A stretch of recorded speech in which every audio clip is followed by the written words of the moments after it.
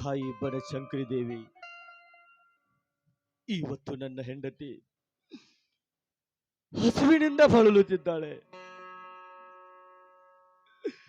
ಭಿಕ್ಷೆ ಬೇಡಿದ ಹಣವನ್ನ ನನ್ನ ಹೆಂಡತಿಗೆ ಕೊಟ್ಟು ಹೊಟ್ಟೆ ತುಂಬಾ ಊಟ ಮಾಡಿಸ್ಬೇಕು, ಹೊಟ್ಟೆ ತುಂಬಾ ಊಟ ಮಾಡಿಸ್ಬೇಕು.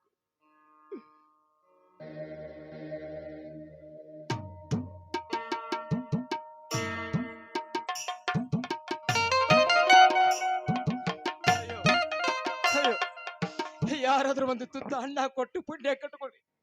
3 ದಿನಗಳು ಹೊತ್ತಾಯ್ತು, ಹೊಟ್ಟೆಗೆ ಹಣ್ಣವಿಲ್ಲದೆ ತಿರುಗ್ತಾ ಇದ್ದೇನೆ. ಇಲ್ಲಿ ಯಾರು ಪುಣ್ಯಾತ್ಮರು ನಿಂತಿದ್ದಾರೆ, ಇವ್ರನ್ನಾದ್ರೂ ಕೇಳಿ. ಒಪ್ಪ, ಒಂದು ತುತ್ತು ಅನ್ನ ಕೊಡಪ್ಪ, ಅನ್ನ ಕೊಡು, ಪುಣ್ಯ ಕಟ್ಕೊಳ್ಳೋ. ಏನಪ್ಪ ನೀನು ನನ್ನ ಹಾಗೆ ಭಿಕ್ಷುಕನೇ? ನೋಡು, ಹಸದವರಿಗೆ ಅನ್ನ ಹಾಕುವ ಮಾನವ ಜನ್ಮವಪ್ಪ ಇದು, ಮಾನವ ಜನ್ಮ. ಹೊಟ್ಟೆ ತುಂಬಾ ಹಸಿದೆ ಅಂತ ಕೇಳ್ತಾ ಇದೀಯಾ? ನೋಡು, ನನ್ನ ಹೆಂಡತಿ ಊಟ ಮಾಡಿ 3 ದಿನಗಳಾದವು. ಅವಳ ಹಸುವಿನಿಂದ ಬಳಲುತ್ತಿದ್ದಾಳೆ. ಅವಳಿಗೋಸ್ಕರ ಈ ಊರಿನಲ್ಲಿ ಭಿಕ್ಷೆ ಬೇಡಿ ಒಂದು ತಂಡ ಇದೆ.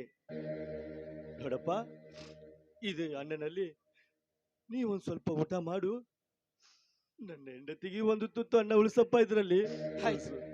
ಪುಣ್ಯವಂತ ನನಗ ಅನ್ನ ಕೊಟ್ಟ, ಹೊಟ್ಟೆ ತುಂಬಾ ಊಟ ಮಾಡ್ತೀನಿ, ಹೊಟ್ಟೆ ತುಂಬಾ ಊಟ ಮಾಡ್ತೀನಿ.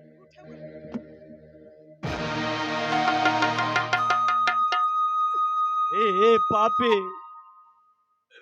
ತಿನ್ನೋ ಅಣ್ಣನ ಅವಸರದಾಗ ತಳಕ್ ಚೆಲ್ಲಿದೆಯಲ್ಲೋ, ತಳಕ್ ಚೆಲ್ಲಿದೆಯಲ್ಲ. ಅದಕ್ಕೆ ಬಲ್ಲವ್ರು ಹೇಳ್ತಾರೋ, ತಿನ್ನು ಒಗಳಿನಾಗ ತಿನ್ನವರ ಹೆಸರಿರಬೇಕು ಅಂತ. ಏ ಪಾಪಿ, ಯಾಕೋ ಈ ರೀತಿ ಮಾಡಿದೆ? ಹೊಟ್ಟೆ ಹಸಿದ ಆತುರದಲ್ಲಿ ಅನ್ನ ಊಟ ಮಾಡಬೇಕಂತ ಗಡಬಡಿಸಿ ತಾಟಿನಲ್ಲಿ ಹೋದೆ, ಅಣ್ಣ ಎಲ್ಲ ತಳಗಿ ಬಿದ್ದು ಮಣ್ಣಪ್ಪ ಅಲ್ಲಿದ್ದಪ್ಪ. ನೀನು ಈಗೇನಾದ್ರೂ ನನಗೆ ತಿನ್ನಲಿಕ್ಕೆ ಕೊಡದೆ ಹೋದ್ರೆ ನಾನು ಇಲ್ಲೇ ಪ್ರಾಣಿ ಬಿಡ್ತೀನಪ್ಪ, ಏನಾದ್ರೂ ಇದ್ರು ಕೊಡಪ್ಪ. ನೋಡಪ್ಪ, ಇಷ್ಟೊಂದು ತುತ್ತು ಮಣ್ಣು ಪಾಲು ಮಾಡಿದೆ, ನನ್ನ ಹತ್ರ ಏನೂ ಇಲ್ಲ. ನಿನ್ನ ಕರಳು, ನಿನ್ನ ಪರಿಸ್ಥಿತಿ ನೋಡಿದ್ರೆ ನನ್ನ ಕರಳು ಕಿತ್ತು ಬರ್ತೈದೆಪ್ಪ, ಕಿತ್ತು ಬರ್ತೈತೆ. ಇವನಿಗೆ ಏನ್ ಕೊಡ್ಬೇಕು? ಐತಪ್ಪ, ಐತಿ. ನನಗ ಬೇಕಾದಂತ ವ್ಯಕ್ತಿ ಒಂದು ಕಾಣಿಕೆ ಕೊಟ್ಟಾನ. ಎಷ್ಟು ದಿನ ಜೋಪಾನ ಮಾಡಿ ಇಟ್ಕೊಂಡೇನಿ. ಕೊಡ್ತೀನಿಪ್ಪ, ಕೊಡ್ತೀನಿ.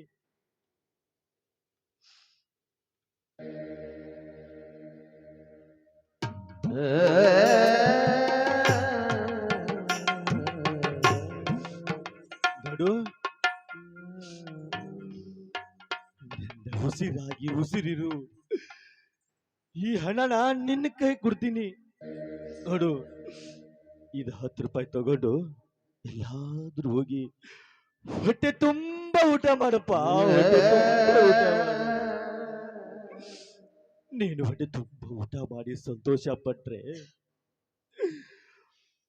ಈ ಹಣದಿಂದ ಊಟ ಮಾಡಿದ ಪುಣ್ಯ ನನ್ನ ತಮ್ಮನಿಗೆ ಹತ್ತೈತಿಪ್ಪ, ನನ್ನ ತಮ್ಮನಿಗೆ ಹತ್ತೈತಿ. ನೋಡು, ತಗೋ, ಈ 10 ರೂಪಾಯಿ ತಗೋ.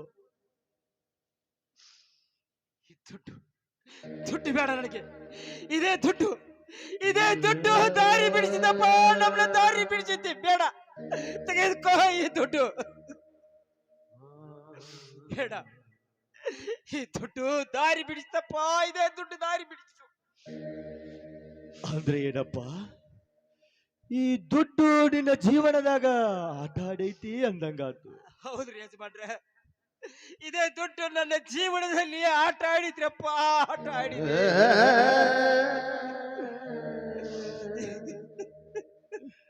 ಅದಕ್ಕೆ ಬಲ್ಲವರು ಒಂದು ಮಾತು ಹೇಳ್ತಾರ, ದುಡ್ಡಿನ ಬೇಟ ನೀವು ಹತ್ತಬೇಡ್ರು, ಮೈ ಮುರಿದು ಭೂಮಿಯಲ್ಲಿ ದುಡಿರಿ ದುಡ್ಡು ತಾನಾಗೆ ಬೆನ್ನತ್ತೈತಿ ಅಂತ ಹೇಳ್ತಾರ.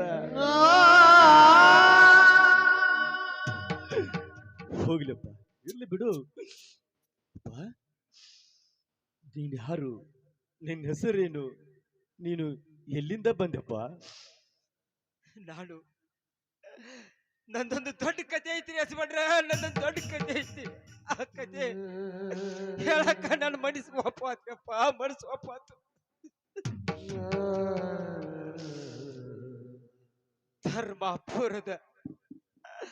ಧರ್ಮಪುರದ ಧರ್ಮರಾಜನ ಮತ್ತು ಕರ್ಮರಾಜ ಅಂತ ಇಬ್ರು ಅಣ್ಣತಮ್ಮರಿದ್ರು. ಆದ್ರೆ ಧರ್ಮಣ್ಣ ಅವನು ಧರ್ಮವಂತನಿದ್ದ. ಆದ್ರೆ ಅವನ ತಮ್ಮ ಕರ್ಮ ಪಾಪಿವಂತನ ಕರ್ಮ ಪಾಪಿವಂತ. ಅಂದ್ರೆ ಅಂದ್ರೆ ನೀನು ನನ್ನ ತಮ್ಮ ಕರ್ಮರಾಜ. ನನ್ನ ತಮ್ಮ ನನಗೆ ಸಿಕ್ಬಿಟ್ಟ. ನಾನು ನಿನ್ನ ಅಣ್ಣ ಧರ್ಮರಾಜ.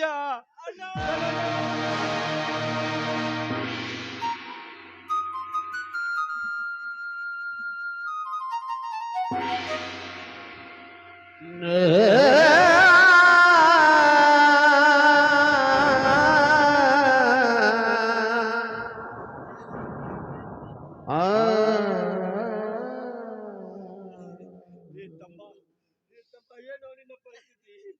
ಯಾಕೋ ಹೀಗಾಗಿದೆಯಾ? ಹೇಳು, ಏನಾಗಿದೆ ನಿನಗೆ? ಅಣ್ಣ, ನಾನು ಏನಂದು ಹೇಳಿದಿ? ನೀನು ಚಿಕ್ಕ ತಮ್ಮ ಅಂತ ಹೇಳಿ ಎಷ್ಟು ಪ್ರೀತಿಯಿಂದ ಸಾಕಿ ಸಲುವಿ ಏನೇನೋ ಆಸೆಗಳು ಇಟ್ಟುಕೊಂಡ್ರಿ. ಆದ್ರೆ ನಾನು ಆ ನೀಚವಂತರ ಮಾತನ್ನು ಕೇಳಿ ನಿಮಗೆ ಕೊಡಬಾರ್ದು ಕಷ್ಟಗಳನ್ನ ಕೊಟ್ಟು ಮನೆಯಿಂದ ಹೊರಗೆ ಹಾಕಿದೆ. ಆದರೆ ಆ ನೀಚ ಶ್ರೀಕಾಂತ ಗೌಡ ನನಗೆ ಪರಿಸ್ಥಿತಿ ಮಾಡಿಬಿಟ್ಟ. ಆ ಪರಿಸ್ಥಿತಿಗೆ ತಂದುಬಿಟ್ಟ. ಅಣ್ಣ, ಈ ಪಾಪಿ ನಿನ್ನ ತಮ್ಮನ ಕ್ಷಮಿಸಿಬಿಡಣ್ಣ. ಅವತ್ತು ನನ್ನ ಆತ್ಮ ಹೇಳ್ತಾ ಇತ್ತು, ನನ್ನ ತಮ್ಮ ಸ್ವಂತ ಬುದ್ಧಿಯಲ್ಲಿ ಇಂಥ ಕುರುಕೃತ್ಯ ಮಾಡವನಲ್ಲ ಅಂತ. ಲೇ ಶ್ರೀಕಾಂತ್ ಗೌಡ, ಅವತ್ತು ನಿನ್ನ ಮನೆಗೆ ಬಂದಾಗ ನನ್ನ ಹೆಂಡತಿನ ಕೇಳಿದಕ್ಕಾಗಿ ನನ್ನ ಎಡಗಾಲಿನ ಚಪ್ಪಲ ಹೋಗಲು ಬಂದಿದ್ದೆ ಮಗನೇ. ಆ ಸೇಡ ತೀರಿಸಿಕೊಳ್ಳೋಗೋಸ್ಕರ ನನ್ನ ತಮ್ಮನ ತಲೆಯಲ್ಲಿ ವಿಷದ ಬೀಜ ಬಿತ್ತಿ ಜೇನುಗೂಡಿನಂತಿರುವ ನನ್ನ ಸಂಸಾರನ ನುಚ್ಚು ನೂರು ಮಾಡಿದಲ್ಲ ಮಗನೇ. ತಮ್ಮ, ಇವತ್ತು ಆ ಶ್ರೀಕಾಂತ ಗೌಡ ಎಲ್ಲಿ ಅಡಗಿದ್ದರೂ ಸರಿ, ಅವನ ರಕ್ತ ಲೋಕಲಿ ಆಡಿಬಿಡೋಣ.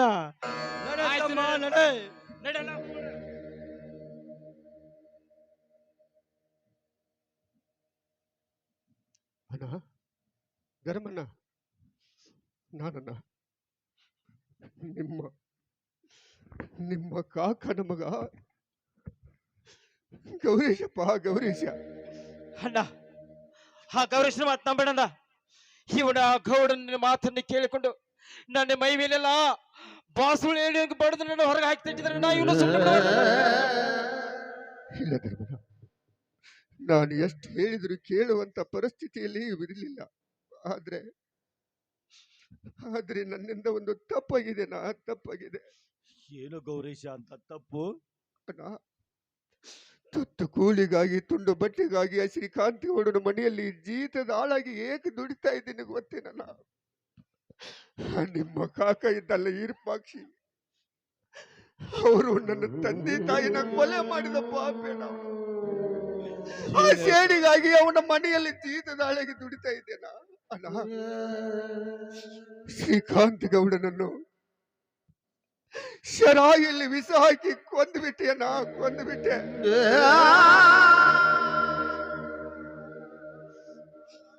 ನನ್ನನ್ನು ಕ್ಷಮಿಸಿಬಿಡಣ, ಕ್ಷಮಿಸಿಬಿಡು. ಏ ಗೌರೀಶ, ನೀ ಮಾಡಿರುವ ಕೆಲಸ ಒಳ್ಳೇದಿದೇನೋ ಕಣೋ, ಒಳ್ಳೇದೇ. ಯಾಕಂದ್ರೆ ಅಂತ ನೀಚ ಗೌಡ್ರು ಇಂಥ ಸಮಾಜದಾಗ ಬದುಕಿರಬಾರ್ದು. ಅಂತವ್ರಿಗೆ ತಕ್ಕ ಪಾಠನ ಕಲಿಸಿದ್ಯಾ. ಆಯ್ತು, ನಡೆ ಹೋಗೋಣ. ಗೌರೀಶ, ಶ್ರೀಕಾಂತ್ ತಗೊಂಡ ಸತ್ತ, ಆದ್ರೆ ಅವಳ ತಂಗಿ ಶಿಲ್ಪ ಇದ್ದಾಳು. ಇದ್ದಳಪ್ಪ, ಅವಳು ಕೂಡ ಆಸ್ಪತ್ರೆಯಲ್ಲಿದ್ದಾಳೆ. ಯಾಕೆ? ಯಾಕಂದ್ರೆ ಅವಳು ಸ್ವಂತ ತಂಗಿ ಅಲ್ಲ, ಸಾಕಿದ ತಂಗಿ. ಅವಳನ್ನು ಕೂಡ ಬಲಾತ್ಕಾರ ಮಾಡ್ಲಿಕ್ಕೆ ಹೋಗಿದ್ದ. ನಾನು ತಡೆದು ಅವಳಿಗೆ ಗುಂಡು ಹಾಕಿದ್ದಾನೆ. ಅವಳು ಕೂಡ ಆಸ್ಪತ್ರೆಯಲ್ಲಿದ್ದಾಳೆ. ಅಣ್ಣ, ನೀವಿಬ್ರು ಒಂದಾದ್ರಲ್ಲ, ಅಷ್ಟೇ ಸಾಕಣ್ಣ, ಅಷ್ಟೇ ಸಾಕು. ಆಯ್ತಣ್ಣ, ಎಲ್ಲರೂ ಒಂದಾಗಿದ್ದಿಲ್ಲ, ಅಷ್ಟೇ ಸಾಕಣ್ಣ, ಅಷ್ಟೇ ಸಾಕು. ಅಣ್ಣ, 3 ಮಂದಿ ಅಣ್ಣ ತಮ್ಮ ಒಂದಾಗಿದೀವಲ್ಲ, ಅದಕ್ಕಾಗಿ ಆ ಈಶ್ವರ ಬಸವಣ್ಣ ಹಾಗೂ ಶ್ರೀ ದುರ್ಗಾದೇವಿಗೆ ಮಂಗಲ ಮಾಡೋಣ.